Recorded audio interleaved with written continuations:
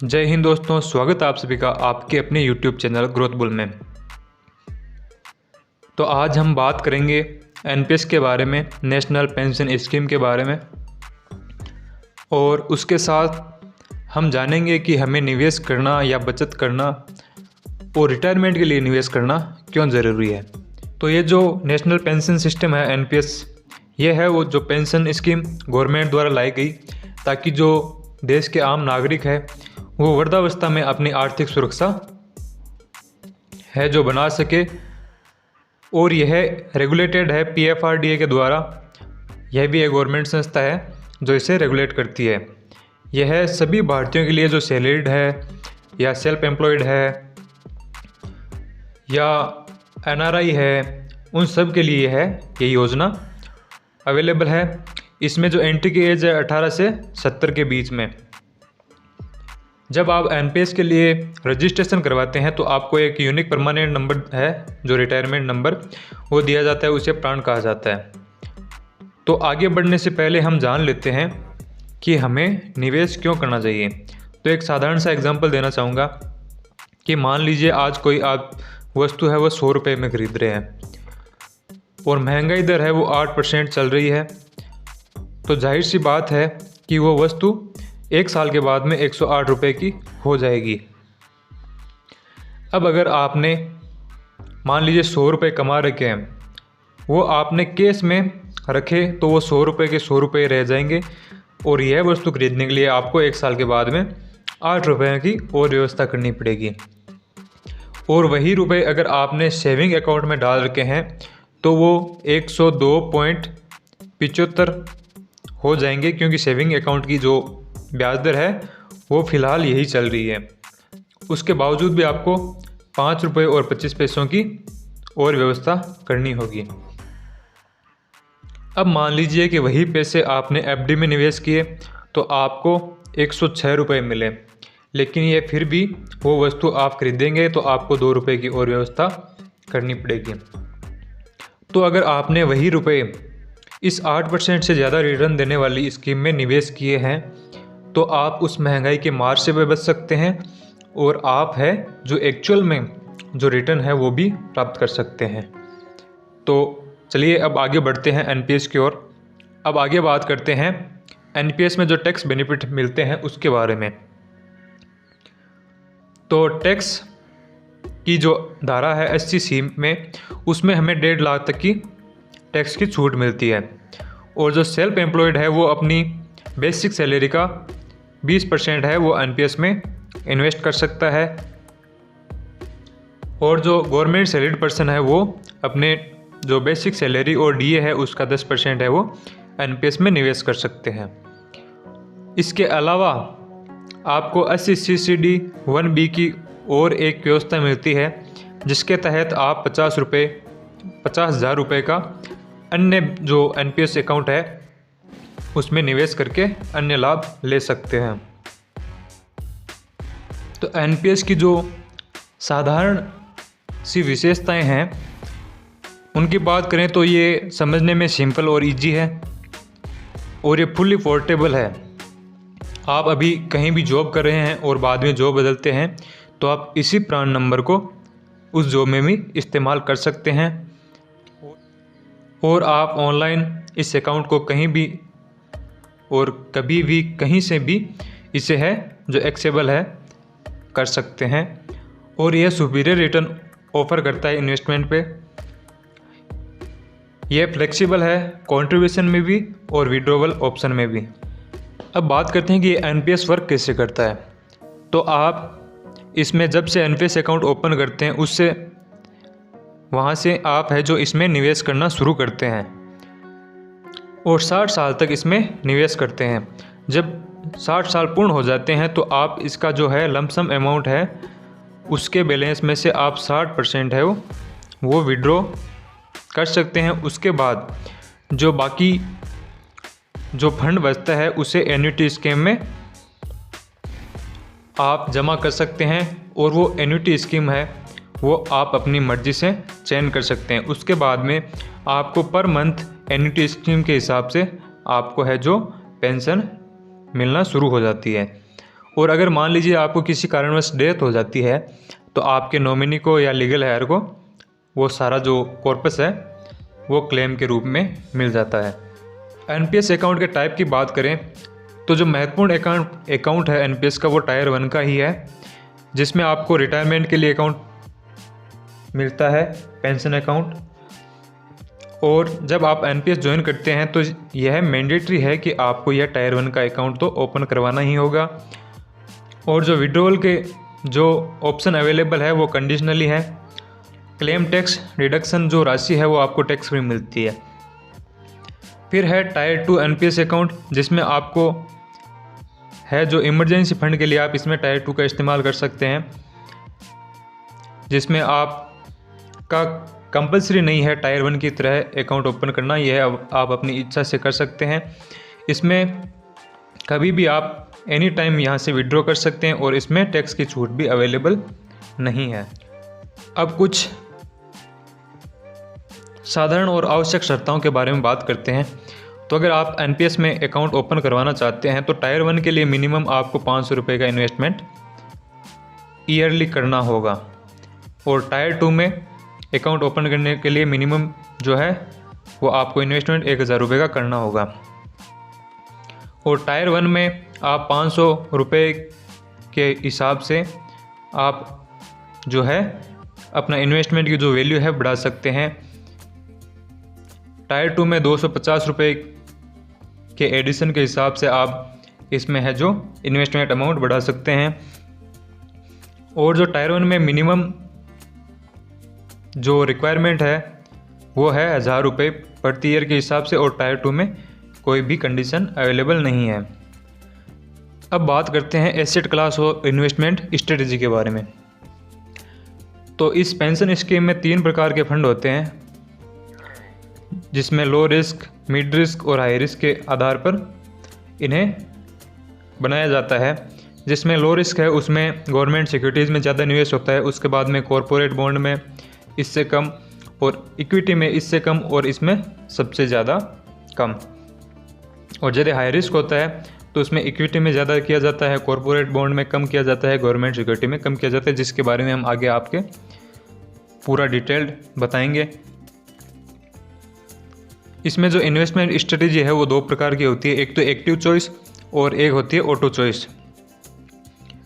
Active choice में है जो फंड है उसमें आप 75% है वो ई क्लास में, और जो 5% है वो ए रेस्पेक्टिवली क्लास में निवेश कर सकते हैं टिल 50 साल की उम्र तक। उसके बाद है वो 2.5% आपको प्रति ईयर इक्विटी में जो एक्सपोजर है वो कम करना होगा। और ऑटो चॉइस में है वो इन्वेस्टमेंट साइकिल के हिसाब से पर हर आपके बर्थडे डेट को वो अपने आप मैनेज होता चला जाएगा। ऑटो चॉइस इन्वेस्टमेंट है उसका जो स्ट्रेटेजी पैटर्न है वो इस प्रकार है कि ये जो कंजर्वेटिव लाइफ साइकिल है वो लो रिस्क में, और जो मॉडरेट लाइफ साइकिल है वो मिड रिस्क में, और अग्रेसिव लाइफ साइकिल है वो हाई रिस्क में माना जाता है। जिसके हिसाब से इसमें सबसे कम रिटर्न रहता है, इसमें मिड रिटर्न रहता है और इसमें हाई रिटर्न रहता है। तो मान लीजिए आप 35 साल के हैं और आपने अग्रेसिव लाइफ साइकिल है वो आपने फंड है वो यूज़ किया, उसका चयन किया, तो आपके जो 75% फंड है वो ई कैटेगरी में इक्विटी में निवेश होगा, 10% कॉरपोरेट बॉन्ड में और 15% गवर्नमेंट सिक्योरिटीज़ में इन्वेस्ट होगा। और ये प्रति ईयर आपकी जब भी बर्थडे डेट आएगी उस दिन इसका एक्सपोजर है वो बदलता जाएगा। इक्विटी का 71 हो जाएगा, फिर 37 साल पर 67, ऐसे करते करते इक्विटी का एक्सपोजर कम होता जाएगा और गवर्नमेंट सिक्योरिटीज़ का जो एक्सपोजर है वो बढ़ता चला जाएगा। तो जब तक आप 75 साल तक पहुंचेंगे, तो स्टार्टिंग में तो था 75, 10, 15, जो 55 साल तक आपके पास 15, 10, 75 के ऑप्शन में कन्वर्ट हो जाएगा। इसी प्रकार से मॉडरेट लाइफ साइकिल में और कंजर्वेटिव लाइफ साइकिल में यह ऑटो चॉइस के हिसाब से चलता रहता है। इसका आप स्क्रीनशॉट भी ले सकते हैं। अब बात करते हैं partial withdrawal, exit and death benefit की। तो जो एनपीएस टायर 1 है इसमें आप 3 साल के लॉक इन पीरियड में रहते हैं 3 साल के बाद आप जो कंट्रीब्यूटेड अमाउंट है आपकी, उसका 25% आप है जो विड्रॉ कर सकते हैं। और यह 3 बार आपके लिए अवेलेबल है 60 साल के बीच में। फिर आता है प्री मैच्योर एग्जिट। इसमें आपको 5 साल के बाद में 20 जो आपका कॉर्पस है उसका 20% आप विड्रॉ कर सकते हैं, और जो बैलेंस जो बची हुई राशि होगी वो एन्युटी में इन्वेस्ट की जाएगी। फिर होता है एग्जिट ऑन मैच्योरिटी। इसे 60 साल की उम्र के बाद में आपको इस फंड को आपको मैच्योरिटी के रूप में मान लिया जाता है, और जो इसका 60% फंड है वो आप साथ में विड्रॉ कर सकते हैं एक साथ में, और बाकी का जो 40% है वो एन्युटी स्कीम के हिसाब से आप अपने चयन के हिसाब से एन्युटी स्कीम में निवेश कर सकते हैं, और उसके बाद में आपकी पेंशन शुरू हो जाएगी। और डेथ बेनिफिट की बात करें तो जो एंटायर कॉर्पस है वो आपके नॉमिनी और लीगल हायर को है जो क्लेम कर दिया जाएगा। अब आगे बात करते हैं जो पार्शियल विड्रॉ है, एग्जिट है और डेथ बेनिफिट है, उस पर टैक्स के ट्रीटमेंट की। तो जो पार्शियल विड्रॉ होता है वो टैक्स फ्री होता है, प्री मैच्योर एग्जिट होता है वो टैक्स फ्री होता है, मैच्योरिटी पर जो एग्जिट होता है वो टैक्स फ्री होता है, और जो डेथ बेनिफिट होता है वो भी टैक्स एग्जेम्प्ट होता है। नॉमिनी और लीगल हायर को जो अमाउंट मिलती है वो मैच्योरिटी पे जो एन्युटी में जो इन्वेस्टमेंट किया हुआ होता है वो टैक्स फ्री होता है। अब आगे बात करते हैं एन्युटी सर्विस प्रोवाइडर और एन्युटी स्कीम्स की, जो कि आप अपनी इच्छा के अनुसार इन 12 कंपनी में से जो भी चाहें वो चुन सकते हैं। क्योंकि एन्युटी है वो अगर आप रिटायर हो रहे हैं तो 60 साल के बाद में जो 40% की अमाउंट बचती है कॉर्पस में से, उसे एन्युटी में निवेश किया जाता है, या आप बीच में एग्जिट करते हैं तो बाकी जो अमाउंट होती है वो एन्युटी स्कीम में इन्वेस्ट की जाती है। तो ये 12 कंपनी है, HDFC life insurance, ICICI life insurance, Bajaj aliens life insurance, star union, Kotak Mahindra life insurance, Canara HSBC life insurance, India first life insurance, Edelweiss life insurance, Tata AIA life insurance, max life insurance, SBI life insurance company LIC। इनमें से आप जो चाहे वो अपनी इच्छा अनुसार इनमें से कंपनी है वो आप चुन सकते हैं। इस पे आपको एक फिक्स रेट पे बाद में रिटर्न मिलता है, और 60 साल के बाद में आप जितने वर्ष जीवित रहते हैं उतने वर्ष आपको है वो पेंशन मिलती है, और उसके बाद में जो बाकी का जो फंड है आपकी डेथ होने पर आपके नॉमिनी को या लीगल हायर को वो उपलब्ध करवा दिया जाता है। NPS के बेनिफिट को अगर हम एक समरी के बारे में जानें तो इसमें आपको टैक्स बेनिफिट मिलेगा, आपको जो आप निवेश करते हैं उसमें फ्लेक्सिबिलिटी मिलेगी, आप जो चाहें उस प्रकार का जो है फंड चुन सकते हैं। ये मार्केट से लिंक रहेगा जिसके कारण आपको इसमें ज़्यादा रिटर्न मिलते हैं, और लो कॉस्ट स्ट्रक्चर है। इसमें जो खर्चा है, जो फंड मैनेजमेंट की और सारी फीस है वो सबसे कम है, और ये 24/7 है, वो पोर्टेबल और एसेसिबल रहता है। इसमें पेंशन मिलती है और आपको विड्रॉवल बेनिफिट भी मिलते हैं। अब आगे बढ़ने से पहले थोड़े से आपको जो पहले की रिटर्न है, जो NPS में रिटर्न मिले हैं उनके बारे में मैं आपको बता देता हूं। तो जो स्कीम ई थी इक्विटी वाली टायर 1 की, उसमें सबसे ज़्यादा रिटर्न दिए हैं HDFC पेंशन मैनेजमेंट कंपनी ने 14.85% की CAGR कंपाउंडिंग चक्रवर्ती ब्याज की दर से रिटर्न दिए हैं। तो इस रिटर्न के हिसाब से अगर हम कैलकुलेशन करें तो मान लीजिए आप 25 साल के हैं, आपने NPS में रजिस्ट्रेशन किया और HDFC फंड की इस स्कीम को आपने चयन किया, तो मान लीजिए आप 10,000 रुपये पर मंथ है वो इसमें इन्वेस्टमेंट कर रहे हैं। 35 साल तक आपने इन्वेस्टमेंट किया, क्योंकि 60 साल तक आप रिटायर होंगे। इस पे रिटर्न मिल रहा है 14.85%। तो 60 साल के बाद आपके पास जो टोटल कॉर्पस होगा वो होगा 14,24,63,127 रुपये।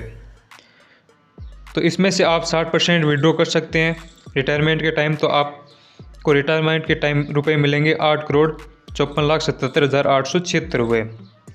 बाकी जो 40% है 5,69,85,251, वह आप आगे दी गई 12 कंपनियों में से किसी भी कंपनी में एन्युटी प्लान के तौर पर ले सकते हैं। तो मान लीजिए आपने LIC कंपनी में वो एन्युटी प्लान के तौर पर ले लिया, तो उस पर आपको रिटर्न मिलेगा 6%। उसके हिसाब से अब आपको पर मंथ मिलेगी पेंशन 3,03,49 रुपये। तो आपको रिटायरमेंट में मिल गए 8,54,77,000 और अब पेंशन मिलेगी 3,03,49 रुपये। अब अगर आपकी पेंशन के स्टार्ट होने के बाद या कभी भी डेथ हो जाती है तो उसके बाद में जो टोटल अमाउंट है उसको आपका नॉमिनी है वो विड्रॉ कर सकता है या उसका कुछ हिस्सा विड्रॉ कर सकता है और अपने लिए पेंशन है वो चालू रख सकता है। तो इसमें जो HDFC है वो 1 नंबर है टायर 1 की E स्कीम में। और फिर बात करते हैं टायर 1 की C स्कीम की। तो इसमें भी आप देखेंगे कि HDFC फंड है वो 2nd नंबर पर है, जिसमें इसने 9.36% की रेट से रिटर्न दिए हैं। उसके बाद बात करते हैं टायर 1 की G स्कीम की। तो इसमें जो HDFC पेंशन फंड है इसने 9.04% की दर से रिटर्न दिया है और इसमें यह है 3 नंबर पर है। फिर बात करते हैं स्कीम A की टायर 1 की, जिसमें HDFC पेंशन फंड है उसने 8.18% की दर से रिटर्न दिया है। और जो सबसे ज़्यादा जो फंड में NPS के तौर पर निवेश किया जाता है तो वो फंड है टायर E का HDFC फंड। अब आपको एक सिंपल से एग्जांपल के तौर पर आपको पेंशन कितनी मिलेगी, कौन से रिटर्न पर मिलेगी, उसके हिसाब से आपको एक एग्जांपल के तौर पर बताते हैं। तो मान लीजिए आप 25 साल के हैं और आपको 75,000 रुपये पर मंथ पेंशन चाहिए। तो मंथली इन्वेस्टमेंट है वो आप 10,000 रुपये आपको करना होगा और जब आपका इन्वेस्टमेंट ईयर होंगे वो 35 ईयर होंगे। और मान लेते हैं आपको रिटर्न ऑफ इन्वेस्टमेंट 10% मिल रहा है, लेकिन अगर आप टायर 1 की E स्कीम में इन्वेस्ट करते हैं तो वहाँ पे आपको 14.85% की रेट से रिटर्न बना है। तो आपका जो टोटल कॉर्पस होगा वो 3,82,768 रुपये होगा। इसमें से आप 60 साल के होने पर 60% विड्रॉ कर सकते हैं, वो जो टैक्स फ्री रहेगा 2,29,69,660 रुपये। बाकी जो 40% एन्युटी इन्वेस्टमेंट है वो 1,53,13,107 रुपये। आप जो चाहें एन्युटी स्कीम है उसे सिलेक्ट कर सकते हैं और उसमें निवेश कर सकते हैं। तो उसमें आपको एन्युटी रेट है वो 6% की रेट से मिलेगी। तो आपकी जो पेंशन है वो पर मंथ 76,566 रुपये मिलेगी। अब मान लीजिए आप 30 साल के हो गए और आपको 75,000 रुपये ही पेंशन के तौर पर चाहिए। तो आपको 16,500 रुपये 10% की दर से अगर आपको रिटर्न मिल रहा है तो 16,500 रुपये पर मंथ इन्वेस्ट करने होंगे। और यह टेबल है वो रहेगी 35 साल की उम्र में यह इन्वेस्टमेंट और यह टेबल रहेगी 10% के रिटर्न के हिसाब से। अब NPS स्कीम में आपको जो टैक्स डिडक्शन मिलता है उसकी थोड़ी सी कैलकुलेशन कर लेते हैं। एक तो है सैलरीड पर्सन और एक है सेल्फ एम्प्लॉयड। तो मान लीजिए आप सैलरीड पर्सन है तो आप 80C के तहत जो 80CCD1 है जिसमें आपको 1.5 लाख का डिडक्शन मिलता है, तो इसमें आपको 80CCD1 में आपको 1.5 लाख रुपए तक की छूट मिलती है। जो कि कर्मचारी है उनको इस स्लैब के बारे में पता ही होगा। फिर इसके अलावा 80C में आपको एक्स्ट्रा 50,000 रुपये इन्वेस्टमेंट करने पर छूट मिलती है। तो टोटल आपको 2 लाख रुपए तक की राशि पर टैक्स की छूट मिल जाती है। फिर उसके बाद आता है 80CCD1 जिसमें आपको एडिशनल ऑप्शन मिलता है। अगर आप 50,000 रुपये और NPS में इन्वेस्ट करते हैं तो उस पर भी आपको टैक्स की छूट मिल जाएगी। और SECD2 में जो एम्प्लॉयर है वो अपनी जो सैलरी है उसका 10% है वो बेस सैलरी का इन्वेस्टमेंट कर सकता है, तो उसमें आपको 1,20,000 रुपये की टैक्स की है वो छूट मिल जाएगी। तो इसके हिसाब से आप कैलकुलेशन करते हैं कि आप एक तो मान लीजिए सैलरीड पर्सन है, आपकी 25 लाख रुपए सालाना सैलरी है, तो आपको जो मैक्सिमम अलाउंस है SEC के तहत आपको वो मिलेगा 1.5 लाख रुपये। और फिर SECD1B में आपको 50,000 रुपये की अमाउंट पर, और फिर SECD2 में 1,20,000 रुपये। तो टोटल आपकी जो टोटल डिडक्शन है वो 25 लाख रुपए थी, उसमें से 3,20,000 रुपये आपने निवेश किया, तो टोटल इनकम बची 21,80,000 रुपये। तो आपकी जो टैक्स सेविंग हुई है वो 96,000 रुपये सालाना आपका टैक्स है वो इसमें निवेश करने से बच गया है। सेल्फ एम्प्लॉयड की बात करें तो मान लीजिए उसकी भी 25 लाख रुपए इनकम है, तो उसे SEC में 1.5 लाख रुपये, SECD1 में 1B में 50,000 रुपये की है वो टैक्स पर इन्वेस्टमेंट अमाउंट पर टैक्स की छूट मिलेगी। तो उनका जो टोटल डिडक्शन है वो 2 लाख रुपये हुआ, और टैक्सेबल इनकम हुई 23 लाख रुपये, और टैक्स सेविंग हुई 30% 60,000 रुपये। अब बात करते हैं कि जो NPS का अकाउंट ओपन करते हैं उसके लिए क्या क्या चार्ज लगेगा। तो सबसे पहले अगर हम अकाउंट ओपन करते हैं तो जो आप पहला इन्वेस्टमेंट करते हैं उसमें से कटता है 400 रुपये अकाउंट ओपन की चार्ज, जो कि 1 टाइम होती है। फिर है कंट्रीब्यूट प्रोसेसिंग फीस होती है 0.50 पैसा, और जो नॉन फाइनेंशियल ट्रांजैक्शन होते हैं उस पर 30 रुपये का चार्ज लगता है। फिर CRA जो प्राण जनरेट करते हैं उसमें 39.36 रुपये 1 टाइम लगते हैं, और जो एनुअल मेंटेनेंस करते हैं आपके जो फंड की मेंटेनेंस जो होल्डिंग की, उसकी फ़ीस होगी 57.63 रुपये पर ईयर, और जो फाइनेंशियल ट्रांजैक्शन प्रोसेसिंग फ़ीस है वो 3.36 रुपये होगी एवरी ट्रांजैक्शन पर। और अदर चार्ज है वह कस्टोडियन जो कि फंड के पार्ट होते हैं, तो उनकी फ़ीस रहेगी 0.0032% और NPS ट्रस्ट की रहेगी 0.005% पर एनम। तो ये टोटल खर्च रहेगा आपका NPS अकाउंट में। अब बात करते हैं NPS अकाउंट ओपनिंग की। तो जाहिर सी बात है कि आप रिटायरमेंट के लिए प्लानिंग कर रहे हैं और शानदार रिटर्न के लिए प्लानिंग कर रहे हैं, महंगाई से बचने के लिए प्लानिंग कर रहे हैं, तो आप NPS अकाउंट ज़रूर ओपन करेंगे। तो अकाउंट ओपन करने के लिए आपको डिस्क्रिप्शन में जाना है, वहाँ पर लिंक दिया हुआ है, उस पर क्लिक करना है, और उसके बाद में आगे मैं बताऊंगा उसके हिसाब से प्रोसेस करना है। और इसके अलावा दूसरा ऑप्शन है, आप हमसे इस नंबर पर संपर्क कर सकते हैं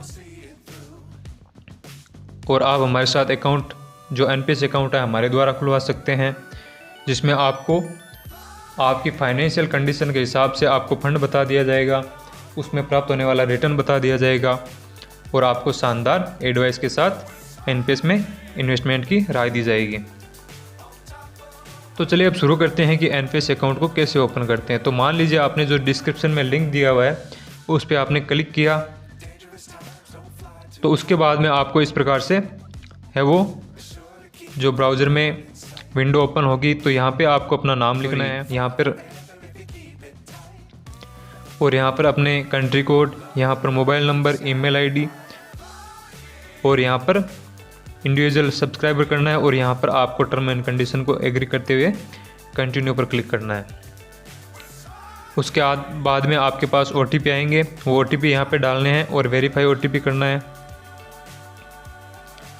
उसके बाद में आपके सामने ये विंडो होगी जहाँ पे आपसे पर्सनल डिटेल मांगेंगे। तो residence Indian, pan card number, अगर आप NRI है तो NRI भी यहाँ पे चूज़ कर सकते हैं।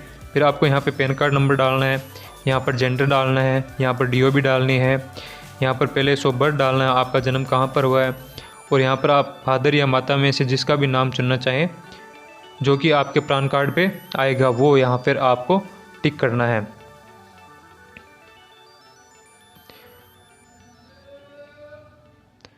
फादर नेम और मदर नेम में से। फिर यहाँ पर आपको फादर का नाम लिखना है, यहाँ पर मदर का नाम लिखना है। यहाँ आप मैरिड है, अनमेरिड है, विडो है या डिवोर्सी है वो आपको यहाँ पे सिलेक्ट करना है।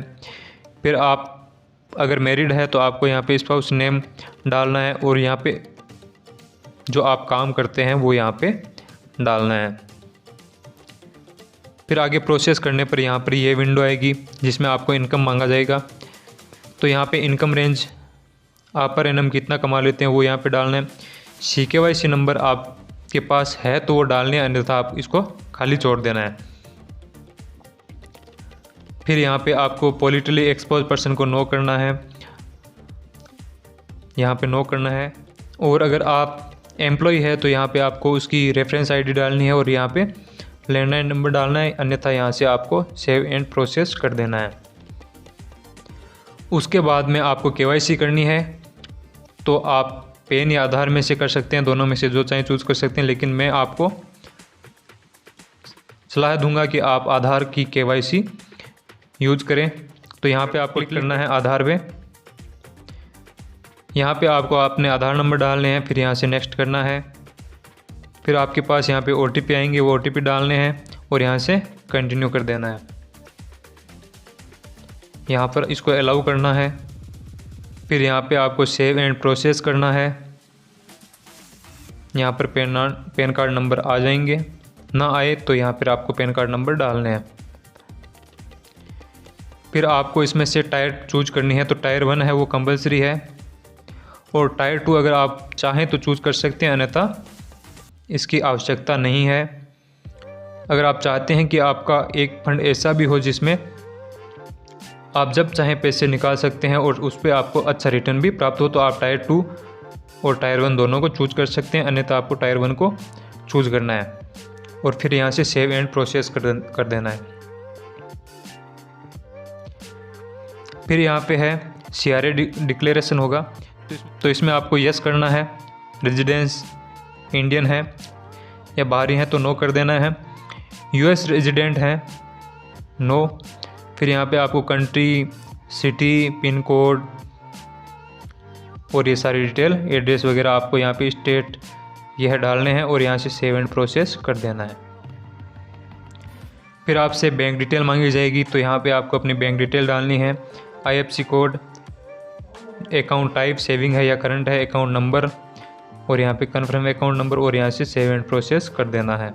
फिर टायर 1 में आपको जो बैंक अकाउंट ऐड करना है उसकी HDFC जैसे IFSC कोड डालना है, बैंक का नाम डालना है, अकाउंट का टाइप डालना है, अकाउंट नंबर डालना है और कन्फर्म कर देना है। और अगर आप टायर 2 चूज़ किया आपने तो वो या तो सेम कर देना है या जो आपका दूसरा अकाउंट नंबर है वो यहाँ पे डाल देना है और सेव एंड प्रोसेस कर देना है। उसके बाद अगला ऑप्शन आएगा आपके पास नॉमिनी ऐड करने का। तो आप father, mother, sister, brother, spouse और इनमें से आप जो चाहें वो चूज़ कर सकते हैं। उनका आपको यहाँ पे नाम ऐड करना है, एज डालनी है और जो हिस्सा है, जो आपकी अमाउंट है, क्लेम का जो हिस्सा है वो यहाँ पे डालना है। अगर आप एक नाम ऐड कर रहे हैं तो आप यहाँ पे 100% कर सकते हैं। 100% नहीं करेंगे तो बाद में आपको जो लीगल हायर है उनको वो जो बाकी की अमाउंट है वो मिलेगी। तो आप यहाँ पे एक से ज़्यादा भी नाम ऐड कर सकते हैं। यहाँ पे DO भी डालनी है और अगर आपका जो नॉमिनी है वो 18 साल से नीचे है तो यहाँ पे उसका गार्डियन का नाम डालना है। तो ये नॉमिनी डिटेल हो गई टायर 1 की। और टायर 2 अगर आपने चूज़ किया है तो टायर 2 की आप कर सकते हैं या सेम एज कर सकते हैं और सेव एंड प्रोसेस करना है। फिर आगे आएगा स्कीम डिटेल्स। तो यहाँ जो आपके HDFC पेंशन फंड है, मैनेजमेंट कंपनी है, वो ऑटो सेलेक्ट मिलेगी। फिर जो इन्वेस्टमेंट ऑप्शन है वो आप खुद अपने स्तर पर बदलना चाहते हैं या ऑटो करना चाहते हैं, वो आपको यहाँ से सिलेक्ट करना है। मैंने बताया था ना आपको ऑटो और जो एक्टिव है उसमें फ़र्क। फिर आपको यहाँ से परसेंटेज एलोकेशन चूज करनी है। इक्विटी में कितना करना है, कॉरपोरेट बॉन्ड में कितना करना है, गवर्नमेंट सिक्योरिटीज़ में कितना इन्वेस्टमेंट करना है। और ये सिलेक्शन है वो आपको जब आप एक्टिव करते हैं तभी करना है, बाकी ऑटो में ऑटो सेलेक्ट मिलेगा, या ऑटो में आपको ऐसे 3 ऑप्शन मिल जाएंगे, कंजर्वेटिव में, मॉडरेट में और अग्रेसिव में। तो सबसे ज़्यादा रिटर्न और रिस्क अग्रेसिव में, फिर कम रिटर्न और कम रिस्क मॉडरेट में, और कंजर्वेटिव में कम रिटर्न और कम रिस्क। और मैं सजेस्ट करूँगा आपको कि या तो आप मॉडरेट चूज़ करें या आप अग्रेसिव चूज़ करें, क्योंकि ये रिस्क का जो फैक्टर है वो रिस्क प्रोफाइल के हिसाब से बनाया हुआ है, बाकी लॉन्ग टर्म में किसी भी प्रकार का रिस्क नहीं होता। आप खुले मन से, खुले दिल से इसमें इन्वेस्टमेंट कर सकते हैं। अब अगर आपने टायर 2 भी सिलेक्ट किया है तो यहाँ पे आपको जो टायर 2 है उसमें कितना इन्वेस्टमेंट करना है, कितनी राशि करनी है वो यहाँ पे आपको मिलेगी, और परसेंटेज एलोकेशन मिलेगा, और यहाँ से आपको सेव एंड प्रोसेस कर देना है। फिर आपके पास आएगा डॉक्यूमेंट। तो आपको यहाँ पे फ़ोटोग्राफ डालनी है, या तो आप अपलोड कर सकते हैं या आप कैमरे का यूज़ करके लाइव फ़ोटो ले सकते हैं। फिर आपको वाइट पेपर पे साइन करके यहाँ पे साइन अपलोड करना है। फिर आपको अपने जो बैंक अकाउंट है उसकी डिटेल को वेरीफाई करने के लिए या तो आपको कैंसिल चेक यहाँ पे अपलोड करना है, या आप पासबुक की स्कैन कॉपी अपलोड कर सकते हैं, या यहाँ पे आप जो ई स्टेटमेंट है PDF फाइल वो यहाँ पे अपलोड कर सकते हैं। फिर आपको आइडेंटिटी प्रूफ पे या तो आपका जो वोटर कार्ड है वो यूज़ कर सकते हैं, या आधार कार्ड सबके पास है वो यहाँ पे आप अपलोड कर सकते हैं। फिर आएगा एड्रेस प्रूफ, इसमें भी आप आधार कार्ड या वोटर कार्ड है वो यहाँ पे अपलोड कर सकते हैं।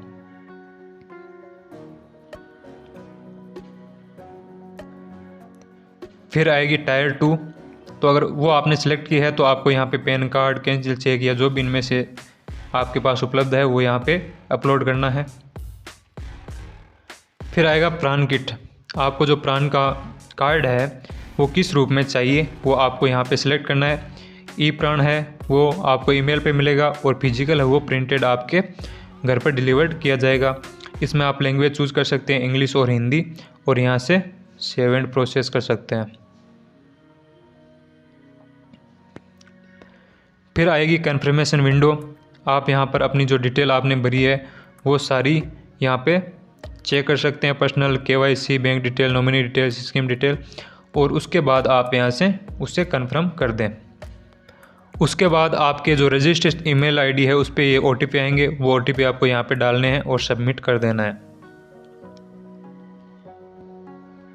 फिर आपके सामने ये जो पेमेंट है इन चार्जेस के वो आपको यहाँ पे दिखाई देंगे।